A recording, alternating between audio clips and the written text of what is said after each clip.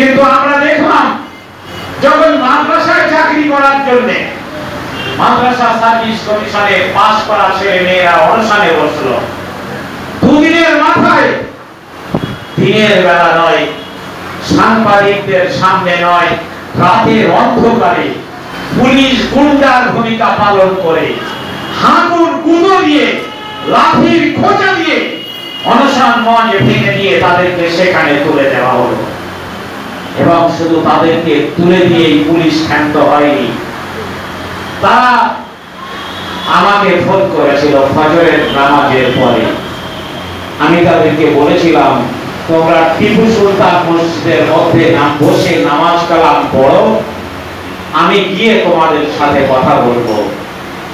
Police সাদা পোশাকে police গিয়ে এবং শাসক রাজনৈতিক দলের কিছু নামধারী বেঈমান মুসলমান নেতা, সুবিধাভোগী নেতা সেখানে পৌঁছে গিয়ে তাদেরকে মসজিদ থেকে বাদ করে দিল এবং জামার কলার ধরে তাদেরকে পাশে তুলে দেওয়া হলো। অনশন মঞ্চ থেকে ময়দান থানায় পুলিশের গাড়িতে করে তুলে নিয়ে যাওয়া হলো। তুলে নিয়ে গিয়ে তাদেরকে সাদা কাগজে লিখিয়ে নেওয়া হলো যে আমাদেরকে ছেড়ে দেওয়া হোক, আগামী 7 দিনের মধ্যে আমরা কলকাতায় আর প্রবেশ করব না, অনশনে বসাবো অনেক দূরের কথা। এটা দেশের কোন আইনে লেখা আছে? এটা মানুষের কোন গণতান্ত্রিক অধিকার? মানুষের আন্দোলন করার অধিকার আছে। দাবি যুক্তিসঙ্গত কিংবা অযৌক্তিক সেটা পরের কথা, সরকার বিবেচনা করবে, সরকার তাদেরকে বোঝাবে। পত্রিকায় বিজ্ঞাপন দিয়ে মাদ্রাসা সার্ভিস কমিশন জানাতে পারত যে দাবি নিয়ে আজকে অনশনে বসেছে মাদ্রাসা সার্ভিস কমিশনে পাস করা ছেলেমেয়েরা, সেই দাবির যৌক্তিকতা নেই বলে তাদের দাবি মানা যাচ্ছে না। এটা মাদ্রাসা সার্ভিস কমিশন পক্ষ থেকে বিজ্ঞাপন দিয়ে জানানো যেত, তাদেরকে প্রয়োজনে বোঝানো যেত। কিন্তু রাতের অন্ধকারে পুলিশকে পাঠিয়ে দিয়ে গুন্ডার ভূমিকা পালন করিয়ে তাদেরকে শারীরিক মানসিক নির্যাতন করে তাদের অনশন মঞ্চে ভেঙে দেওয়া হবে, আন্দোলন করার অধিকার কেড়ে নেওয়া হবে।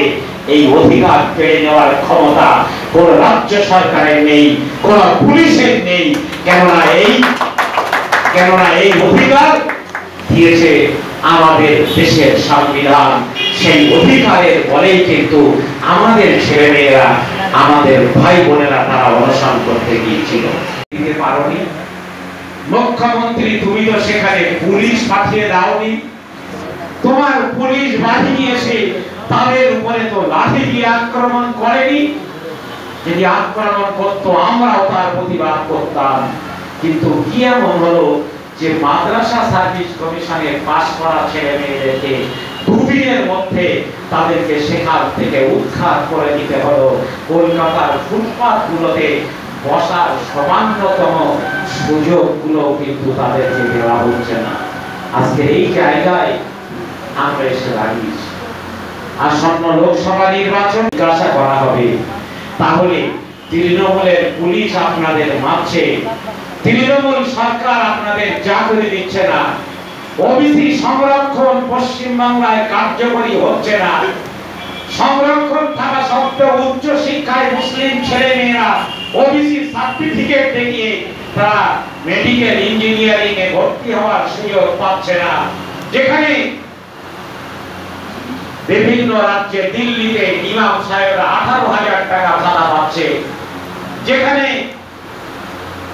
তেলেঙ্গানাতে ইমাম সাহেবরা সন্তোষজনক ভাতা পাচ্ছে, যেখানে অন্ধ্রপ্রদেশে ইমাম সাহেবরা 20,000 টাকা ভাতা পাবেন বলে প্রতিশ্রুতি দিয়েছে, সেখানে ইমাম সাহেবদের পশ্চিমবাংলায় মাত্র 6 বছর ধরে 2,500 টাকা ভিক্ষা দেওয়া হচ্ছে, মুয়াজ্জিনদের 1,000 টাকা দেওয়া হচ্ছে। এই যে বঞ্চনা করা হচ্ছে, তাহলে আপনারা যদি তৃণমূলকে ভোটটি না দেন তাহলে তো বিজেপির সুবিধা হয়ে যাবে। আপনাকে বিজেপির ভয় দেখিয়ে, আপনাকে ব্ল্যাকমেল করে আপনাকে তৃণমূলকে ভোট দেওয়ার জন্য বাধ্য করানো হবে। আমার বাঁকুড়ার এক মুসলিম ভাই আশরাফ আলী তার নাম, সে একটি অঞ্চলের তৃণমূল কংগ্রেসের যুব সভাপতি। সে আমাকে ফোন করে বলছেন, আমাদের এলাকার এমএলএ বহু ছেলেকে কন্ট্রাকচুয়ালে চাকরি দিয়েছে। আমাদের একটা বড় মুসলিম গ্রাম আছে, সেই গ্রামে একটি মুসলিম ছেলে মেয়েকেও চাকরি দেওয়া হয়নি। আমরা গিয়েছিলাম, এমএলএ কে বললাম যে দাদা, আপনি তো অনেক চাকরি অনেক হিন্দু ছেলে মেয়েকে দিয়েছেন, কিন্তু একটা মুসলমান তো পাইনি। আমাদের এই বড় মুসলিম গ্রামের অন্তত কয়েকটি শিক্ষিত ছেলে মেয়ের আপনি কন্ট্রাকচুয়ালি অন্তত চাকরি দেওয়ার ব্যবস্থা করুন। তৃণমূলের এমএলএ বললেন যে মুসলমানরা বিজেপির যে দলে আছে তাতে আলাদা করে মুসলমানদের চাকরি দেওয়ার দরকার হবে না, এমনি মুসলমানরা তৃণমূলকে ভোট দিতে বাধ্য হবে। এটি হচ্ছে বিজেপি তৃণমূলের কৌশল। তারা এমন একটা রাজনৈতিক পরিবেশ পশ্চিম বাংলায় তৈরি করেছে যাতে মুসলমানরা বাধ্য হয়ে বিজেপির ভয়ে তৃণমূলকে ভোট দেয়। এরকম পরিবেশ পরিস্থিতি তৈরি হয়েছে। সোশ্যাল মিডিয়ায় আপনারা দেখছেন তৃণমূলের কর্মীরা বিজেপির দেওয়াল লিখছে। আপনারা দেখেছেন রায়গঞ্জে তৃণমূলের যিনি প্রার্থী, তিনি তৃণমূলের পক্ষে ভোট চাওয়ার পরিবর্তে, নিজের পক্ষে ভোট চাওয়ার পরিবর্তে তিনি বিজেপির প্রার্থী হয়ে ভোট চাইছেন। কেননা সিপিএম এর মোহাম্মদ সেলিম মুসলিম ক্যান্ডিডেট, তাকে সেখানে হারাতে হবে। তাই তোমরা বিজেপিকে ভোট দাও, কিন্তু মোহাম্মদ সেলিমকে যেন ভোট দিও না। এটা সাধারণ মানুষের ভূমিকা নয়, এটা তৃণমূলের ভূমিকা। ফলে তৃণমূল কোথায় লড়াই করছে, কোথায় দোস্তি করছে, আর কোথায় লড়াইয়ের নামে দোস্তি করছে, সবই কিন্তু আজকের সোশ্যাল মিডিয়ার বদৌলতে সাধারণ মানুষের কাছে একটা পরিষ্কার চিত্র ফুটে উঠেছে। আজকে এমন এক পরিস্থিতির মুখোমুখি ভারতবর্ষের, জিজ্ঞাসা করা হবে তাহলে তৃণমূলের পুলিশ আপনাদের মারছে, তৃণমূল সরকার আপনাদের চাকরি দিচ্ছে না, ওবিসি সংরক্ষণ পশ্চিম বাংলায় কার্যকরী হচ্ছে না, সংরক্ষণ থাকা সত্ত্বেও উচ্চ শিক্ষায় মুসলিম ছেলে মেয়েরা ওবিসি সার্টিফিকেট দেখিয়ে তারা মেডিকেল ইঞ্জিনিয়ারিং এ ভর্তি হওয়ার সুযোগ পাচ্ছে না, যেখানে বিভিন্ন রাজ্যে দিল্লিতে ইমাম সাহেবরা 18,000 টাকা ভাড়া পাচ্ছে, যেখানে